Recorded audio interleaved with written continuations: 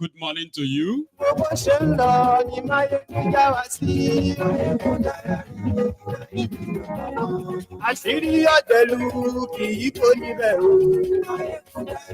afternoon to you.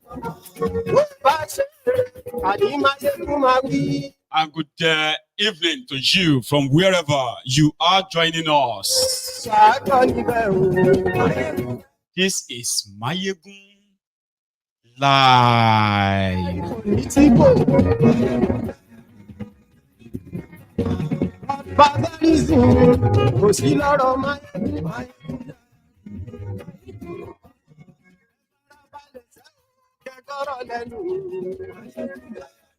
you so much for joining me again. If this is your second time of joining Mayegun today, please read the caption of the broadcast, the description of this broadcast. Like it, share it. Invite your friends, invite your not so friendly friends, and tell all of them that Mayegun today.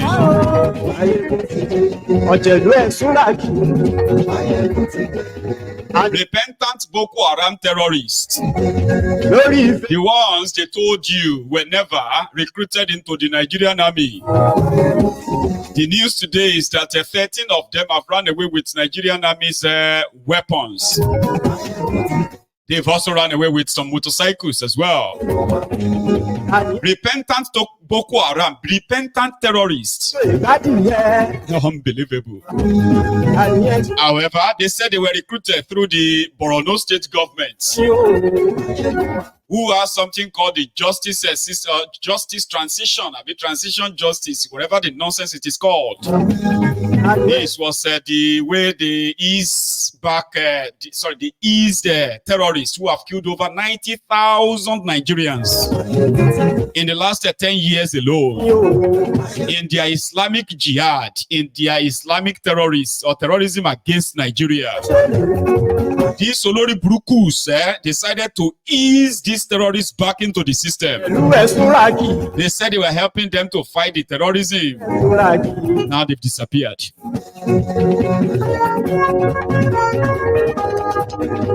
Transitional justice.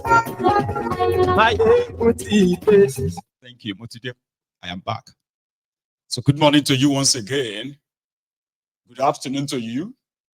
And good evening to you from wherever you are joining us. It is Mayegun Live. As we were on here this afternoon, trying to see through the shock that some people were expressing concerning the increase in price of petroleum. I'm talking about this one.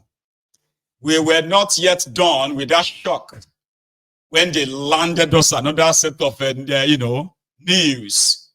Breaking news. Exclusive. Boko Haram terrorists who repented, recruited into the Nigerian army. They have escaped with Nigerian army's weapons. Do you know that terrorism in Nigeria is an industry? An industry that is rated to be over $2 billion industry. Like you say they say telecommunication industry is this amount. Agricultural sector is this billion. Kenikon is a billion. The same thing is rated of the terrorist or terrorism industry in Nigeria. It is a multi-billion dollars industry where those who are in the government who are supposed to be looking for these terrorists are actually their sponsor.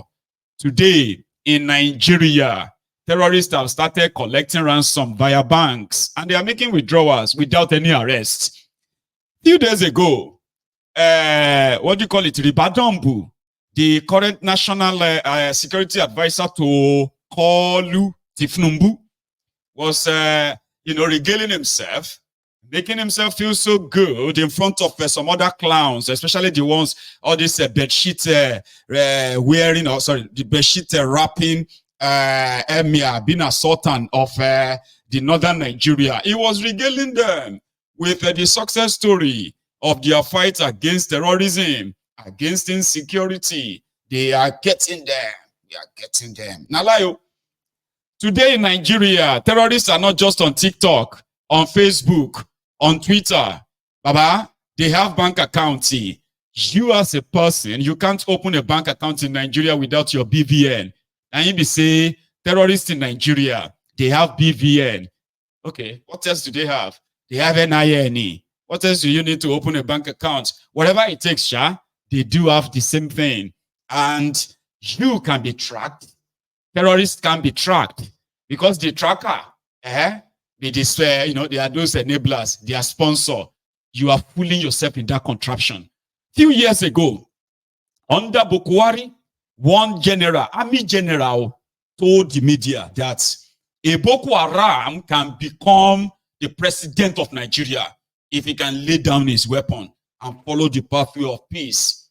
In Borno State, where these Olori Brukus have managed to hoodwink Nigeria, hold Nigerians to ransom. In the last 8 years, the budget for defense in Nigeria has not only doubled, tripled, it has quadrupled, whereby money that could have been used for development, for education, for healthcare, they are being channeled into buying weapons allegedly to fight terrorism. But the more they spend on fighting terrorism, the more terrorism, terrorism can be like malaria, we can be antibiotics. Maybe say no, not if you work against them anymore. Sure, you get. The more money they spend on the fighting terrorism, fighting insecurity, the bigger this insecurity in Nigeria has become. Because they are holding Nigeria to ransom. According to Borno State government, over 160,000 Boko Haram terrorists and their family members, they have surrendered to the government of Borno State. But guess what? The entire Borno State, out of about 30 or so local government areas, now only about 8 of them still there under the control of Nigeria. I'm not making that up. At least verified, though, more than 14 local government areas in Borno State have been considered as ungoverned areas. These are areas where we say soldiers know they go, police know they there. Do you understand? No Nigerian president there, no local government administration. That Zulum in Maiduguri, the guy they were giving money to the other day, right? He has moved all these local government areas. The administrators, they've moved them to Maiduguri, the state capital. You get that? Election, they know they do election for Borno State anymore. If they tell you that they are doing governorship election, local government election, presidential election, all they do is just sit somewhere and write the results. Give it to INEC, hand it to the others, announce it to Nigerians. And guess what? Supposed educated people in Nigeria, especially Southerners, they are so stupid and so dumb to even question this. And it has been like that for the past 5 years at least. Ungoverned area, the person who made this Boko Haram terrorist to become an household and established institution on his own in Borno State is the vice president of Nigeria today, the shitty man. Right? I have been saying this so long time ago, but it can't be like say me, I just stay like talk to the wall. Borno State, Niger State. You see these two states in Nigeria, they have more than half of their states that is now currently being controlled by terrorists. No joke. Like they exist. Niger State is where Abdusalami Abubakar comes from. Niger State is where Babangida comes from. Half of Niger State is not controlled by Nigeria. Half of Niger State. No joke. Because they told the federal government of Nigeria not to bring in soldiers. Because the thing is, if you see where Nigerian soldiers have lost their lives the most, Niger State and Borno State. Half of these two states, they are called ungoverned area. Nobody they go there at all. People who are left there, most of the people there, they've moved away to refugee camps. Some of them, they've killed them. But those who remain there, they are paying their taxes to Boko Haram terrorists in that place. True story. So the governor said Repentant terrorists, 160,000 repented. But guess what? Despite all these 160,000 repentant terrorists, they still haven't told them where or how to end the terrorism. So from there, they have 6,000 active terrorists. 6,000, over 6,000 of them, who have actually carried weapons, killed people, ransacked villages, kidnapped their children, raped them, put them in family way. And when the Borno state government received these repentant terrorists and their families, they call them families. They say it's like terrorists that kidnap their children, 9-year-old, 10-year-old children. 4 years later, these children came out with children. Rather than charge them for rape and terrorism, the government of Borno State said the terrorists have surrendered with their families. Imagine children they kidnapped, Christian children they kidnapped, put in family way, raped them. Some of them with 2 kids, 3 kids, 4 kids.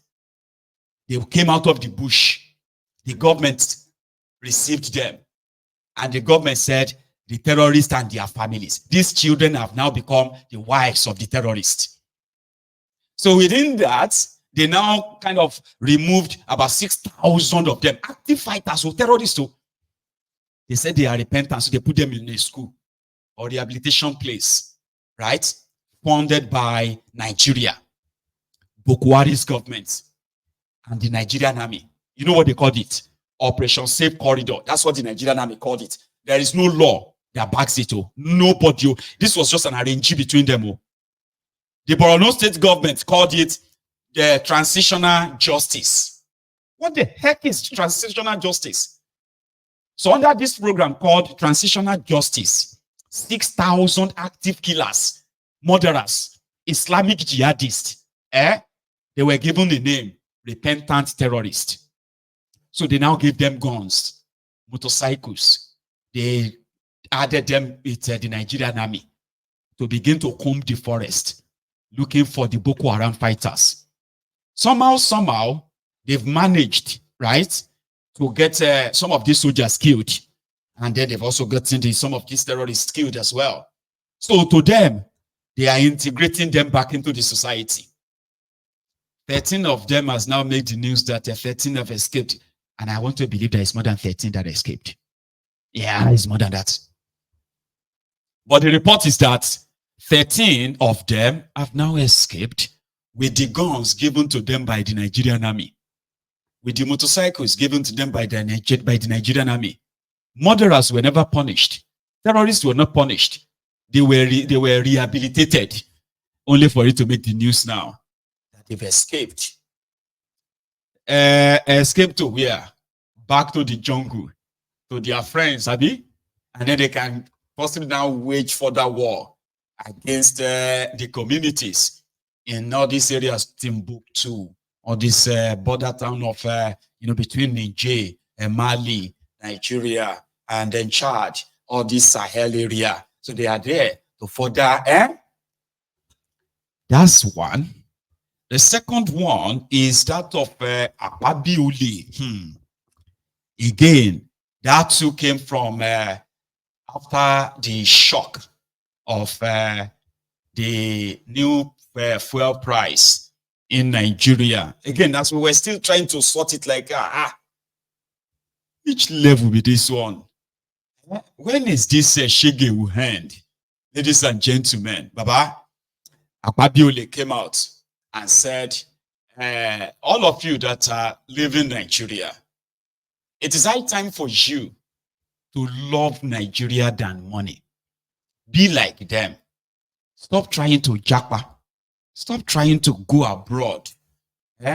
Stay back in Nigeria so that you can show that you love Nigeria and all that. I kind of see that as a mockery. You get that now? And they do that all the time. You know? Do that all the time. Let's mock them. Let's laugh at them. Let's, that's the way I see it. Akpabiole said they loved Nigeria so much and they stayed back. That's why they stayed back in Nigeria to make Nigeria better. So all of you where they plan to japa, it is time for you to drop your love for money. Because most of you are trying to japa because of money or because you don't have money. Why not just put the love of Nigeria over your love of money and be like Akwabioli and co?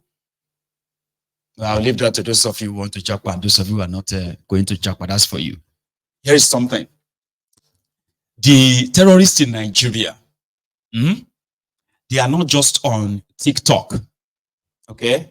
They are not just on Instagram or on Facebook. I mean, some of us have known this for a while. It's just that we never thought it would be something that would go mainstream, so to say, okay?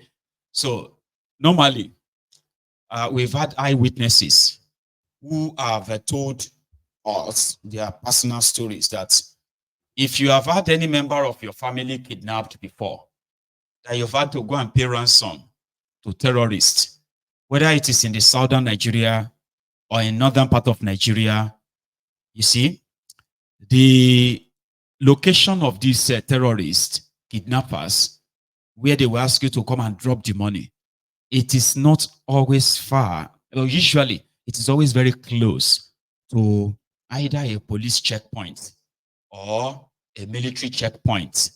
These are just for the eyewitnesses account, okay? And now we have the terrorists operating through Nigeria's banking system. I don't know what other definition you have for a failed state, failed country.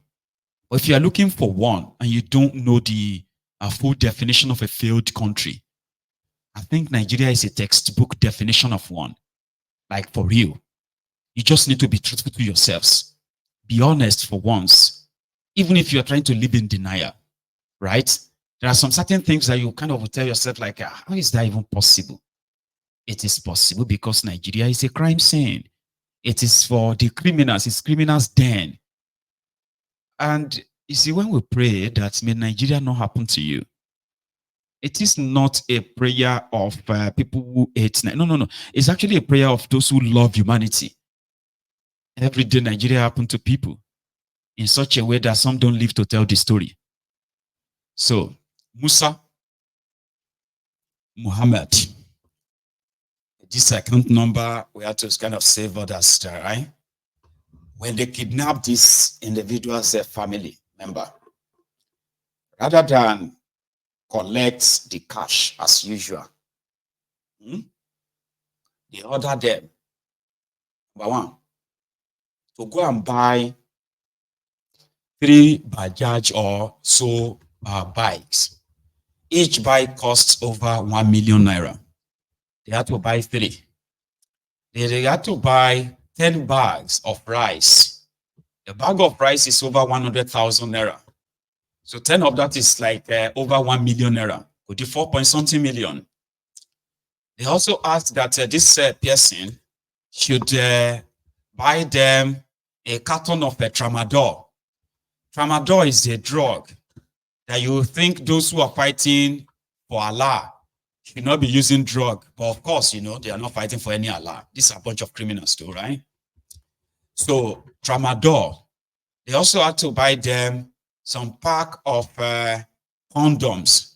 So I have all this list of ridiculous things, including vegetable cooking oil or cooking oil, right? And then go and pay 2 million naira to this account.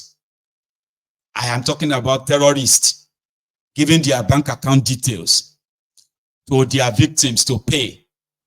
And they said, if you say this to the police, we will kill your person. So, of course, people had to kind of keep it to themselves until they had their family member released. And then it's obvious that the account has been used severally, right, through this bank and all that, for collecting ransom. Further investigation showed that it is actually not the only account. There are several. In fact, at a point, the police traced one and they arrested the supposed owners of the owner of the account. When this individual was arrested, they discovered that he has collected more than 100 million naira in a space of 3 months alone. So the last money they paid to that account, which triggered the police to look for, and the person said, he didn't know, he just received a call that a social amount of money will be paid to his account, and then he will collect the money and withdraw the money and go and drop it somewhere. A northerner, a Fulani accomplice. This is just so you know what Nigeria has become. If now you go do mistake, receive 1 million or 2 million in your bank, they may freeze your account. That you need to come back and bring your great grandma's wedding certificate to prove that you are the owner of the money. But there are so many things going through the Nigerian banking system. The level, the sophistication of the kidnapping, terrorism, and all of that in Nigeria has gone digital. So when next it tells you, right, that you are only just overreacting, maybe you should look for whatever your mind, whichever course that your mind can pick from the book of courses, right, and launch it on these characters. The enemies of Nigeria, they are not hiding. They are in plain sight, wearing agbada, babanriga. Some of them are speaking English very clearly, to the point that they even have, so they have, phonetics with all of that too. The real enemies of Nigeria. Nigeria is so polarized. It's so polarized in the economy, a bit porous. Anyway, don't worry. Nigeria is so jaga. It's in such a terrible place right now that my only prayer for you is not to be a victim. I don't know if that's a good prayer that will work. If prayer does work, okay, you better say amen. Let's leave these terrorists for a sec and go see the Akpabiole's Senate today. Yeah, they have their madness, but there's something as well that you should know. Here is a senator that is submitting a petition to the Nigerian Senate because during the last joint matriculation board or whatever, JAMB exams in Nigeria, a 16-year-old girl who was was one of the candidates for JAMB, UTME, I think it's called. Is it called UTME? Right. They said an invigilator saw her and demanded for her phone number. Well, innocently, she gave the number. And then after the examination, this invigilator started calling this 16-year-old girl, asking her out. And since the girl won't, while every other candidates were able to check their own results for the examination, this invigilator was so powerful enough to make UTME withhold this young girl's results. And the senator is moving the fight for her. That, where is I again? Yeah, I found it. Here. Chairman, Standing Committee on Ethics, Privileges and Public Petition. Mr. President, I have two petitions to be laid this morning.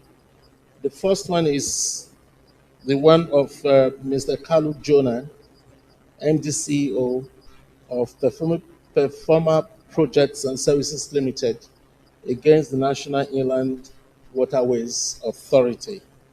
This dispute is about a contract that has gone sour, and the petitioner feels that for some reason he has been shortchanged and he needs us to look into the matter.